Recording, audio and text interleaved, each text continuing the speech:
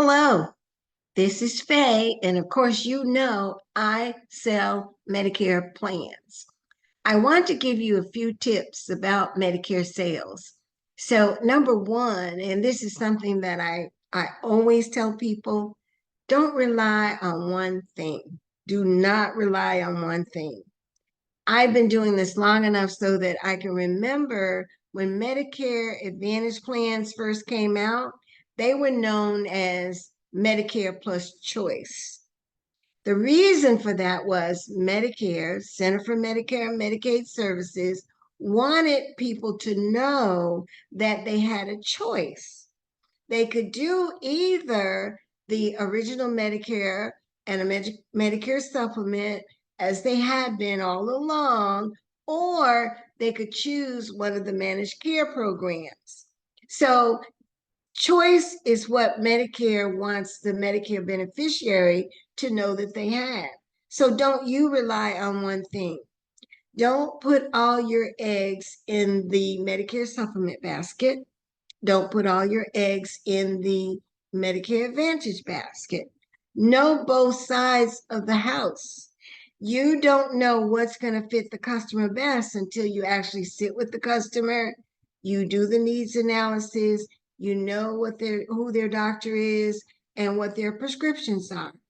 That's how you're going to best know which way to actually work with that particular customer. And it differs for everyone. It could be different for husband and wife in the same household. So why should you rely on one thing? I'm only going to do this. Also, while you are selling Medicare products or offering Medicare products, you're in a position to also offer those things that may help your customer. Don't forget about the dental and vision and hearing for the MedSup beneficiaries. And don't forget about the hospital indemnity or the cash cancer for those Medicare Advantage customers. So just don't rely on one thing. Secondly, recognize when change is necessary. Um, when there's something stirring and something brewing, pay attention. Notice when things are going on around you in the Medicare industry.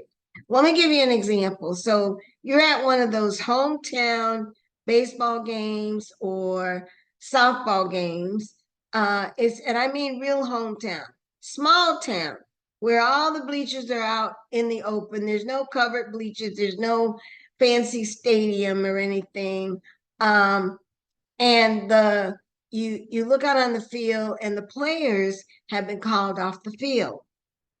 And the coaches and the umpires are huddled together. And if you look around, the vendors, the pep rally people, and the people who sell to get the uniforms for the team and everything, those people, they're packing up their things or they're rolling in their awnings. That gives you a clue. Something's coming. A storm is coming. Someone's been given word that it's lightning in the area or a storm is coming. So a change is necessary.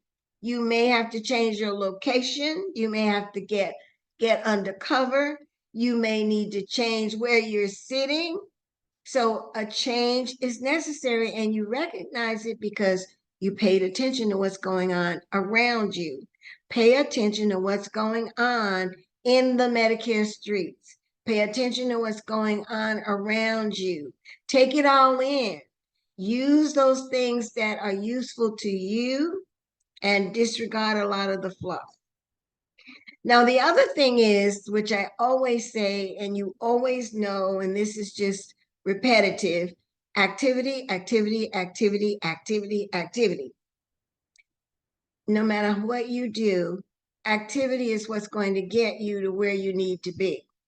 You can do that activity in so many various ways. It can be one-on-one, it could be face-to-face, it could be on the phone, it could be by Zoom, it could be through referral partners. It could be in someone else's office. It could be in a brick and mortar place.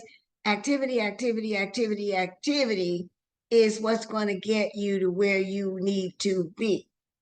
So what does that mean? It means when you have an idea of something that might work well for your business, execute on it. Don't sit on it. 10 out of 100 things are going to work for you. But if you never actually do the activity, you'll never know whether it works or not. And you could read a lot about how it worked for someone else, but that's not doing anything for your business. Activity, activity, activity. Now, number 4 is make things easy for yourself. Automate and organize. Organize and automate. Automate and organize. Organize and automate. Master your niche. Master what you do and get the things that you do and the way you go about doing it into a system that you can automate those thank you notes. You can organize your time. You can do more appointments by having appointments set on your calendar. Automate and organize. Master your niche.